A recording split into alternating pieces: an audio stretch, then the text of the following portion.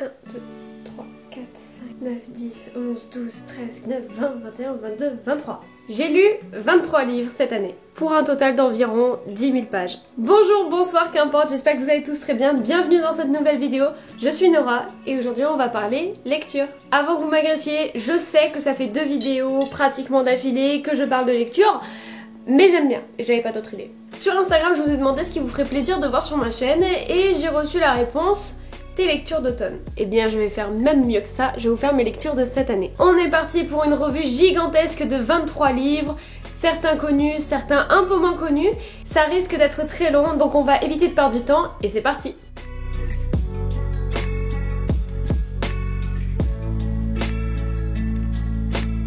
Alors je vais essayer de vous les montrer par ordre chronologique, donc ça va être à peu près dans l'ordre dans lequel je les ai lus. Hormis les trilogies, parce que les trilogies, à partir du moment où je lis un tome, je vais regrouper directement toute la trilogie ensemble pour éviter qu'on ait des morceaux à droite à gauche. Bref, on commence tout de suite avec ma première lecture de 2022 qui est Le Roi Maléfique. Alors c'est le tome 2 d'une saga très populaire sur le BookTok qui s'appelle Le Prince Cruel. C'est donc le tome 2 de cette saga et je vous l'ai dit en story en début d'année. D'ailleurs si tu ne me suis pas sur Insta, n'hésite pas à le faire, mes liens sont en description. Je l'ai pas trouvé exceptionnel. Le Prince Cruel déjà m'avait pas mal déçu parce qu'on m'avait vendu ça comme une romance alors que c'est très clairement un livre de fantasy. La romance est très peu mise en avant dans ce bouquin, c'est pour ça que j'avais été un petit peu mitigée. Mais j'avais quand même beaucoup aimé l'univers, les personnages et les intrigues, donc ça a été pas trop mal. Mais concrètement, le tome 2, j'ai pas réussi à me mettre dedans, je l'ai lu parce que c'était le tome 2 quoi. J'ai pas lu ça par pur plaisir.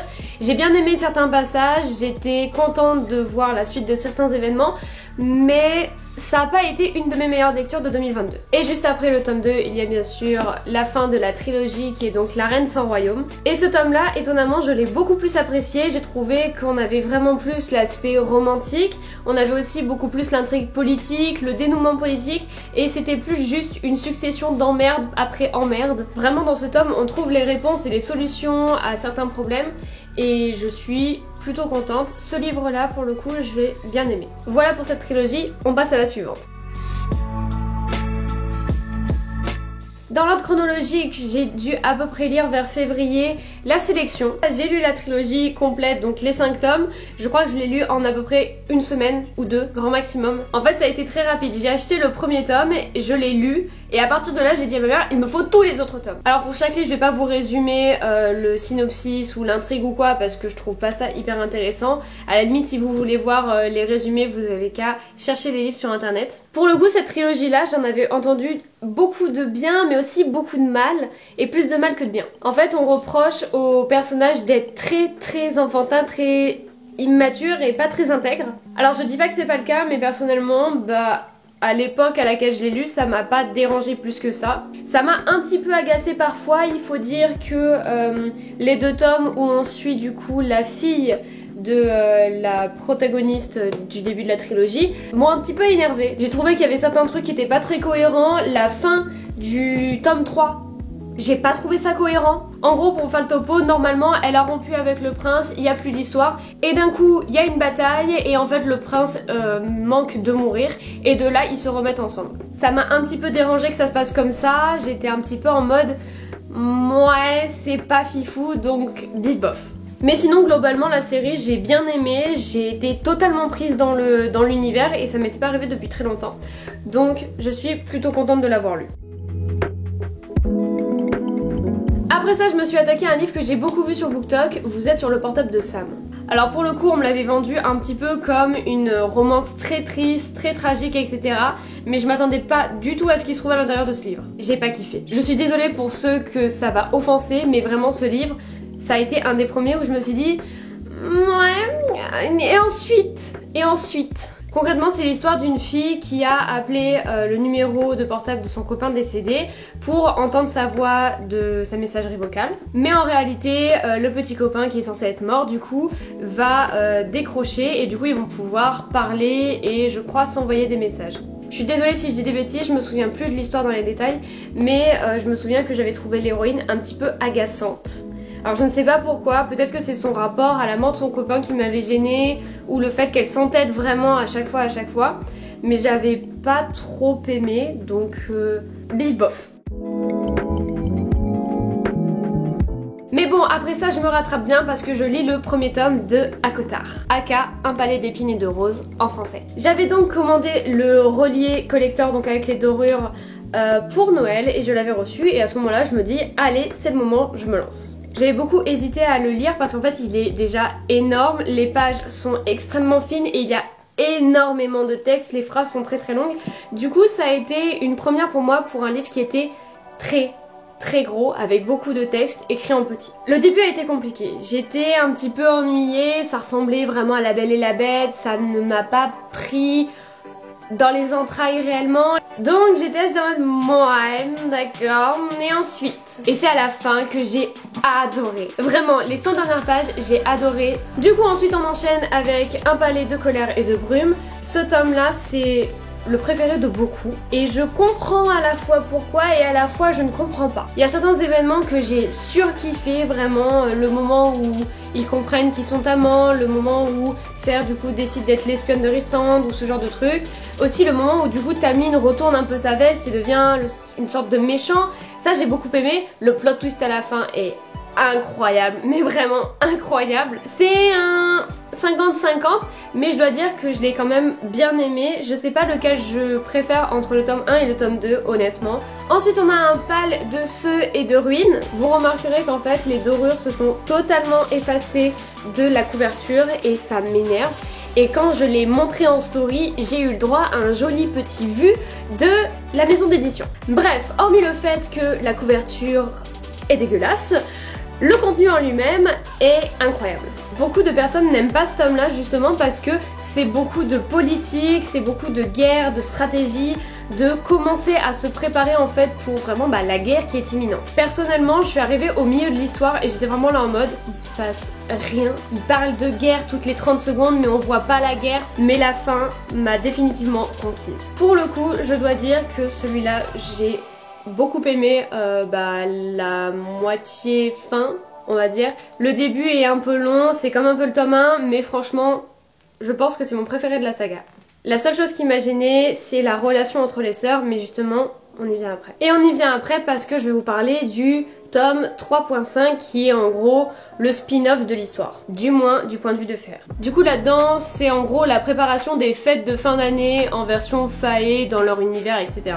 Ce qui m'a particulièrement gênée là-dedans c'est le comportement de Fer par rapport à sa sœur. Autant j'ai trouvé que Hélène avait bien réagi, que c'était vraiment un personnage que j'aimais bien, autant Fer et Nesta parfois elles m'insupportaient. Alors Nesta un petit peu plus au début, mais après c'est vraiment Fer qui m'a dérangée parce que elle avait des comportements qui... Je dirais, c'est pas hyper intègre ce que tu fais là, donc c'est pas fou. Bref, en tout cas j'attends de voir le dernier tome du coup qui est du point de vue de Nesta pour voir comment est-ce que ça va se dérouler, comment est-ce qu'on va avoir un dénouement au niveau de sa personnalité, etc. Mais ce tome là, pour moi il est pas hyper intéressant. Il est mignon, c'est cosy, c'est... Oui, mais sans plus. Voilà du coup pour la série ACOTAR. Du coup après ça j'ai aussi lu L'Empire d'écume. Alors, ce livre là c'est un peu comme le tome 1 de ACOTAR. Le début m'a emmerdée, mais à un point c'était horrible. Mais la fin, au moment où tout se met un petit peu en position, c'était sympa. Ensuite j'ai aussi lu L'amour en 3 questions. Alors pour le coup celui-là, j'ai bien aimé, c'était une romance un petit peu sympa, très voyage, très nouveau départ, etc. Il y a un plot twist à la fin qui est très sympa et qui met un peu les personnages au pied du mur, du coup j'ai bien kiffé. J'ai bien aimé, ça a été une bonne lecture pour le printemps. Après c'est pas mon style de romance préféré, mais ça va. Il fallait que je vous le présente. Je l'ai lu en juillet pour le corriger, mais il fallait que je vous le présente. J'ai lu Grab My Hand, qui est écrit par Emily Blue, aka Nora Croyable, aka moi. Est-ce que j'ai vraiment calé ma pub dans ma vidéo? Oui! Alors ensuite cet été j'ai lu les 3 premiers tomes de la saga à contresens et je me suis bouffé les 3 tomes en je pense moins de 3 semaines. Vraiment j'aimais beaucoup l'histoire. Mais à force ça a commencé à devenir répétitif, l'ennemi tout l'over, ils se chamaillent, ils s'envoient en l'air, ils se chamaillent, ils font une course de moto illégale, ils se chamaillent et machin et trucs et bidules. Bref, voilà. Le fait est, il me reste encore les 3 derniers tomes de cette saga dans ma pile à lire, donc je vais me bouger le cul et les terminer. Mais cette saga-là, je l'ai bien aimée au début, mais franchement, pour l'instant, pour moi, ça s'éternise un petit peu. Le dernier tome ne m'a pas plu plus que ça. C'est pour ça que j'ai arrêté au 3e tome et que j'attends un petit peu avant de reprendre le 4e, le 5e, puis le 6e. Vers cet été, j'ai lu The Inheritance Game de Jennifer Lynn Barnes. Ce livre-là, pour le coup, il avait été méga hype sur TikTok, c'était waouh, incroyable, le livre d'enquête à lire et tout.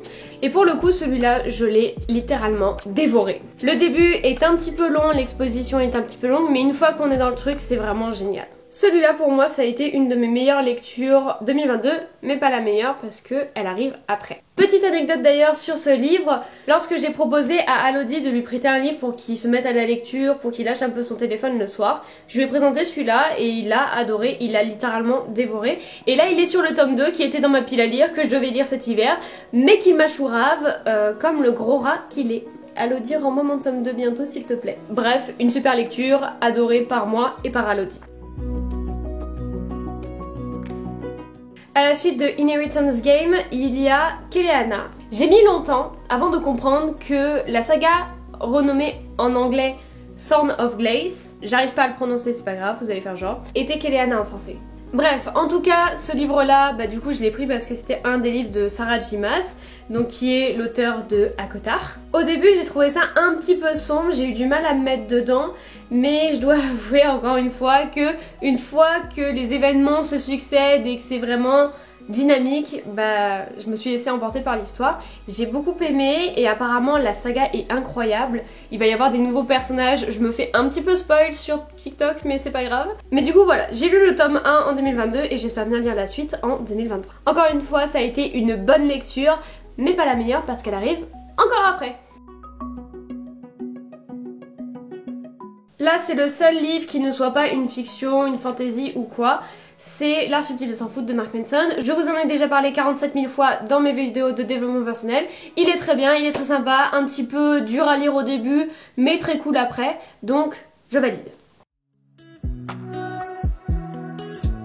Et maintenant on arrive à ma série préférée je pense de 2022. Quoique Keleana et Inheritance Game j'ai quand même kiffé et ACOTAR aussi j'ai adoré. Je sais pas lesquels sont mes préférés, on va pas mettre de préférés mais ceux-là j'ai vraiment adoré. Je veux vous parler de Assoiffé et Foudroyé. Alors Foudroyé je suis en train de le finir, donc il sera fini avant 2023 de sûr. Pour Assoiffé, au début j'étais un petit peu sceptique, je me disais ouais si c'est comme Twilight ça va m'emmerder parce que j'ai adoré Twilight mais je me vois pas relire une saga comme ça. Et pour le coup c'est quand même bien différent. Vous inquiétez pas pour ceux qui ont peur de relire un Twilight remasterisé. C'est pas du tout le cas. J'ai beaucoup aimé comment les personnages ont été amenés, comment ils se sont rapprochés, la soudaine proximité, puis après la distance, puis encore la soudaine proximité. Ça m'a fait un petit peu bizarre, parfois ça m'a un peu frustrée aussi, mais pour le coup j'ai vraiment adoré. Et bien sûr, à la fin de ce tome, j'étais totalement team Jackson x 1000. La seule chose qui me trouble avec ces 2 tomes là, c'est que dans ce tome là, en gros, on nous explique qu'elle a passé qu'une semaine dans le lycée, une semaine qui tient en pratiquement 600 pages. Ça m'a fait un peu bizarre, je préfère m'imaginer qu'elle a passé un petit peu plus de temps, genre 2 ou 3 semaines minimum. Mais bon voilà, ça m'a un petit peu troublée. Alors autant au début j'étais en mode ouais, pourquoi pas, les premiers chapitres j'étais sceptique. Je peux même pas vous dire ce qui m'a rendu sceptique parce qu'en fait, si je vous le dis je vous spoil. Donc je vais pas le dire, mais j'étais sceptique. Et en fait, lorsque le personnage de Hudson réapparaît, pour ceux qui liront le livre, vous comprendrez comment, et là j'étais en mode ah d'accord, c'est quand même beaucoup plus intéressant d'un coup, voilà, j'aime bien. Voilà, j'aime bien, pour l'instant, j'aime bien la tournure que ça prend, j'ai hâte de voir le tome 3 et le tome 4. Pour résumer, en gros, en début d'année c'était un petit peu plus mitigé, et après petit à petit, j'ai retrouvé des livres qui m'ont totalement immergée dans leur univers et ça m'a fait un bien fou. J'espère que cette vidéo vous aura plu, si c'est le cas n'hésitez pas à me le dire en commentaire et aussi à me faire part de vos meilleures lectures si vous êtes lecteur ou si vous avez lu 2-3 livres cette année. N'hésitez pas à me le dire en commentaire, peut-être que ça me donnera des idées pour mes prochains achats. Comme d'habitude, n'oubliez pas de me suivre sur Instagram et sur TikTok, et aussi vous pouvez me retrouver en stream sur ma chaîne Twitch. Il n'est pas rare que sur ma chaîne je fasse des petits just chatting avant les jeux vidéo et que du coup je vous parle un peu de mes dernières lectures, de mes avis, etc. Donc si ça vous intéresse, n'hésitez pas à nous rejoindre. Je suis très contente de voir que vous êtes de plus en plus à suivre mes vidéos. J'espère que le contenu que je vous fournis vous divertit et vous plaît. En tout cas, moi je m'éclate à tourner, c'est toujours vraiment un grand plaisir de monter, de faire les miniatures, de lire vos retours et de voir que ce que je produis vous plaît. Donc voilà, merci beaucoup pour ça. Sur ce, moi je vais devoir vous laisser, mon ventre crée famine et je n'ai pas encore mangé. Je vous souhaite à tous une très bonne journée, très bonne soirée, très bonne nuit si vous allez vous coucher. N'oubliez pas que vous êtes unique et sur ce, tchuss!